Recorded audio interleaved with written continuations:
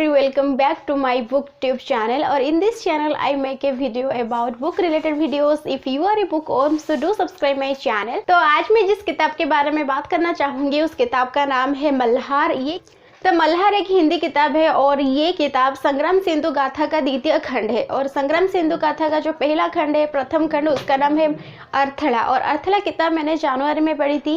संग्राम सिंधु गाथा का प्रथम खंड अर्थड़ा के ऊपर मैंने ऑलरेडी वीडियो बना चुकी हूँ। उसका लिंक आपको डिस्क्रिप्शन या आई बटन पे मिल जाएगा। अगर आप चेक करना चाहते हो तो प्लीज़ चेक कीजिए।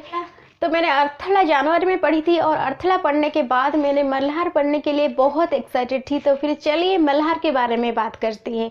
मल्हार संग्राम सिंधु गाथा का दूसरा खंड है और ये किताब का पहला संस्करण जून 2019 में हुई थी और दूसरा संस्करण अक्टूबर 2019 में हुई थी। और इस किताब की पेजेस 256 के आसपास है और इस किताब की कवर पेज भी बहुत अच्छी है और बहुत खूबसूरत है।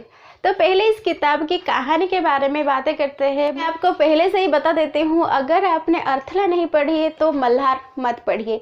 अगर आप इस किताब को डायरेक्टली पढ़ना चाहते हो तो फिर पहले मैं आपको रेकमेंड करूँगी कि आप अर्थड़ा पढ़िए, क्योंकि अर्थड़ा की कहानी जहाँ से ख़त्म हुई है वहीं से मल्हार की कहानी का शुरुआत हुई है। मल्हार एक ऐसी किताब है, जब मैं अर्थड़ा पढ़ रही थी तब मेरे पास बहुत सारे क्वेश्चन थे जिसका आंसर मुझे मल्हार से मिला है। और जब मैंने मल्हार पढ़ना शुरू किया तब मुझे कुछ भी समझ में नहीं आ रहा है। तो मुझे समझ में नहीं आ रहा था कि पता नहीं क्या क्या हो रहा है इस कहानी में।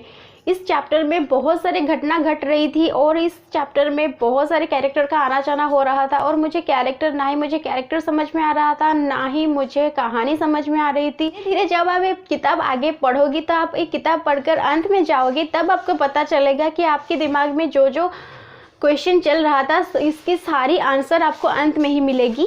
तो इस कहानी में चैप्टर की एक दूसरे के साथ कोई भी लिंक नहीं है। कहानी इतना फास्ट चल रहा है और इसकी हर अध्याय में इसका मोड़ बदल जाता है। तो मल्हार असुरों की राजधानी है और इस किताब में लेखक ने न्यू प्लेस और न्यू कैरेक्टर और आगे होने वाले युद्ध के बारे में अच्छे से एक्सप्लेन किया है। अब बात करते हैं कैरेक्टर के बारे में। इस किताब में आपको बहुत सारे नए कैरेक्टर मिलेगी, जैसे कि अर्थड़ा में आपने जो विधान और सत्तू की कैरेक्टर को दिखा था और आपने इस कैरेक्टर को इस किताब में मिस करोगे, क्योंकि अर्थड़ा में विधान जो मुख्य पात्र था और मल्हार में लिक्ष्मी मुख्य कैरेक्टर है। और मल्हार में विधान और सत्तू को इतना इम्पोर्टेंस नहीं दिया गया है। तब में नए पात्रों के ऊपर अधिक फोकस किया है, जैसे कि लिक्ष्मी, यज्ञ, रक, वैद्य। इस किताब में पॉजिटिव और नेगेटिव के साथ साथ इमोशनल कैरेक्टर पढ़ने को मिलेगा। मैं आपको बताने वाली हूँ कि इस किताब को पढ़कर मुझे कैसा लगा। ये किताब पढ़कर मुझे बहुत अच्छा लगा और ये एक फिक्शन फैंटेसी किताब है। अगर आप ये किताब पढ़ते हो तो आप एक इमेजिनरी दुनिया में खो जाओगे। पहली बात है, इसकी राइटिंग स्टाइल बहुत ही सिंपल है और अर्थड़ा से इसकी राइटिंग स्टाइल बहुत ही बेहतर है। तो फिर दूसरी बात, अगर आप इस फिक्शन में घुस जाओगे तो वापस नहीं आ पाओगे और आप एक इमेजिनरी दुनिया में खो जाओगी तो क्या हुआ है क्या नहीं आपको कुछ समझ में नहीं आएगा और जब आप एंड मोमेंट पर पहुंचोगी तब आपको सारी जवाब मिल जाएगा।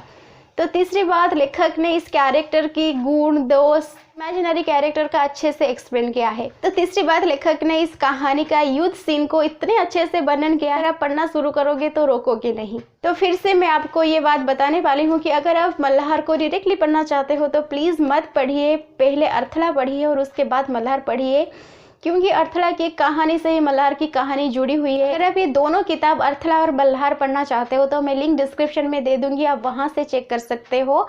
तो फिर आज के लिए बस इतना ही। अगर आपको ये वीडियो पसंद आया तो प्लीज़ वीडियो को लाइक कीजिए और चैनल को सब्सक्राइब करना मत भूलिएगा। Thank you so much for watching this video.